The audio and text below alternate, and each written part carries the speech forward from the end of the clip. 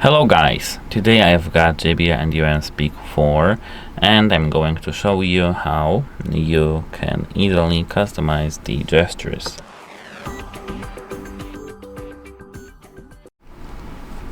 As you can see here, I've got the application. This application is called JBL Headphones. In the general section, we need to scroll all the way down. Here we need to tap gestures to go into this section. Of course my phone is quite laggy, so it will take a moment, but okay, now it works. So as you can see, we've got left earbud and right earbud. So by tapping left and right, we can manage the customized gesture for either left or right one.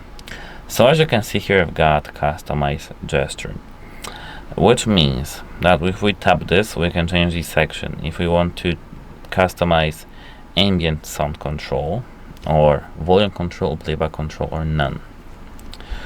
Which means that here, when it comes to the ambient sound control, we can only manage this tab right here if we want to have noise cancelling, ambient, or off.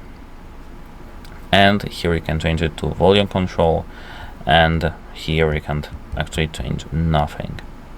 But we can of course manage what it does, like here when it comes to the tab, we've got play and pause, etc. Here we've got none. And the same works for the right one. That's how it works.